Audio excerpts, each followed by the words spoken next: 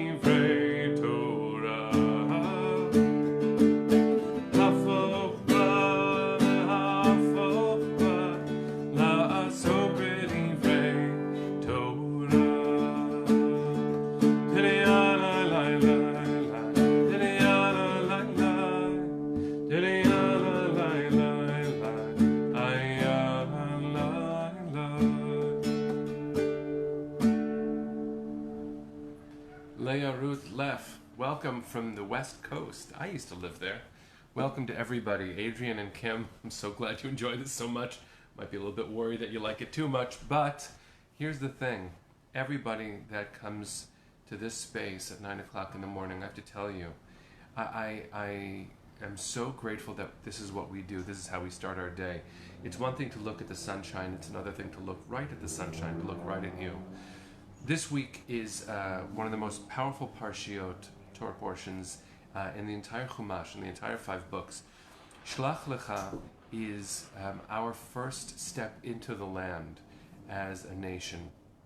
We had lived there as a kin, as a clan, as a family, and through hundreds of years of journeying and many years of oppression and degradation, we emerge miraculously through the Exodus. God saves us, and we also save us. We get to Sinai, and we keep on getting things wrong, and we keep on learning from our mistakes, or not, and God keeps on forgiving us. And over we hear one particular strain. If we were to look for the theme of the Torah, not the most important rule, right? We say, what's the essence of Torah? Ve'ahavta l'orecha kamocha. You should love your neighbor as yourself. Or the way Hillel says it, what is hateful to you, you should not do to your neighbor. That could be the boiling down, the essence of all of Torah. But there is one concept that is mentioned 36 times in the Torah. It is the overwhelming message of Torah, which is, do not oppress a stranger because you were strangers in Egypt. You know what it is to be the vulnerable population. And in these days in America, it is really important for us to hold on to this central teaching, to understand that whether we are in Northborough, Massachusetts, like Judy, or Ginger in Florida, or Bob, who's in Briarcliff Manor, not too far away, there is something really essential about the Torah's clear intent, which is that we should all, anyone who sees Torah as teacher, and themselves as student and vessel, really, for the best part of it, we should see ourselves as the conduit for the just treatment of all people. And what I wanted to read was a small section from the Parsha, but I wanted to dedicate it very intentionally today. Today is 5 years since the shooting massacre in the Mother Emanuel AME Church in Charleston, South Carolina. And there are so many things for us to be looking at in this world. I'm not only looking at the losses over time and the violence of today, but we are called, if we really believe Torah, to treat with justice every member of society. We are called to have open eyes and pay attention so that this sunshine we are blessed to have, and the body I am blessed to have, to absorb the sunshine, and the eyes with which to see, and the mouth with which to teach, and the heart with which to love. It has to be based in the reality that isn't good enough yet. There is a reason we are here. There is a reason we are learning. And there is a reason, even in the midst of this great pause that we are in, that we are rededicating ourselves to more justice, more justice, more justice, until that claim sounds like it's already been accomplished. Maybe it never will be, but we have to start the work. And so I wanted to say the names of the 9 people who lost their lives that night and dedicate our learning today to their memories. To the Honorable Reverend Clementa Pinckney, Cynthia Graham Hurd, Susie Jackson, Ethel Lance, Reverend DePayne Middleton, Tawanza Sanders, Reverend Daniel Simmons, Reverend Sharonda Singleton, and Myra Thompson. May their memories be for a blessing, and the Bibles they held in their hands when their lives were taken. May we remember the best parts of those words we share so that we can fight for justice in this world. Because in this week's Torah portion, I'll just read a small section. If you'd like to look it up at some point, it's from the book of Bamidbar. It's Numbers chapter 15. And if a stranger sojourn with you, or whosoever may be among you throughout your generations, and will offer an offering made by fire, of a sweet savor unto God, as you do, so shall he do.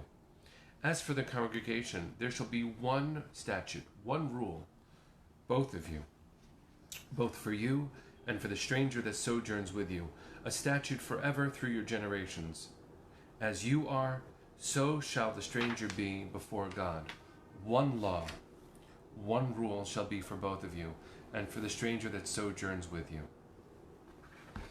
So friends, there are a few different things to say about this rule, but I think all of it's obvious, or at least it should be. No human being should be treated differently than any other human being. If the rule is meant to maintain human dignity, that cannot be a partial truth. Only if all people are free am I free. I don't know how to experience freedom and dignity if other images of God are not treated with dignity. And so, in the campaign to end violence and the campaign to end racism, it is all the same truth, and all of it, maybe the Torah is not uniquely driven to universal human dignity. Maybe every sacred text has as its best core the teaching that all human beings deserve dignity. The Torah's way of saying it is, I know what it is, or I'm supposed to remember what it was. And I can't. Honestly, my experience as a human being, as a Jew, as an American, as a white man, I have specific experiences that have flavored every part of me, influenced the way my eyes work.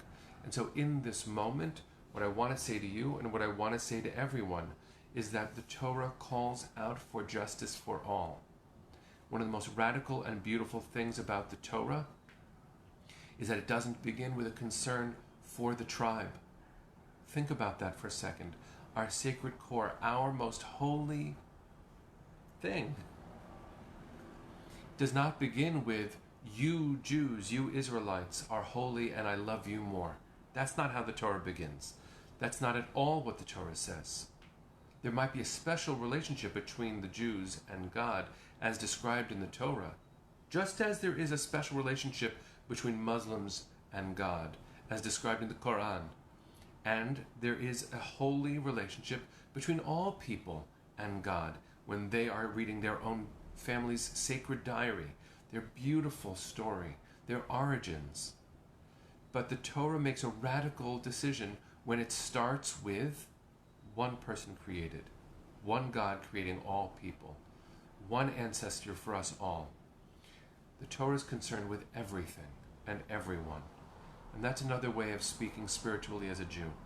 God sees the human dignity of all people. How can we not?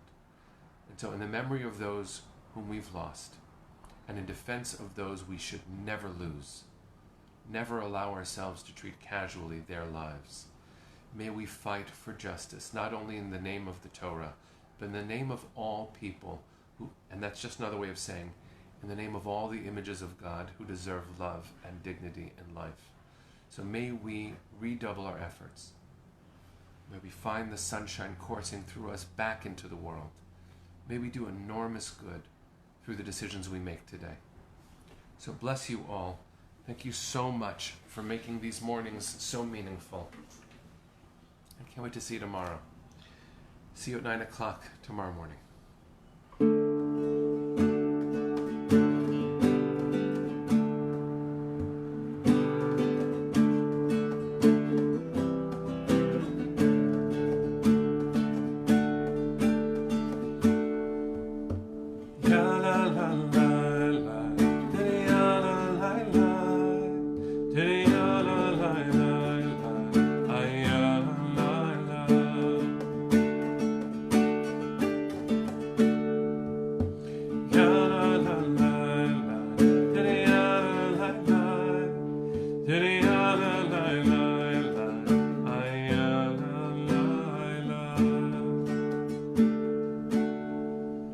Boker Tov, everyone. Good morning. Have a beautiful day. See you tomorrow.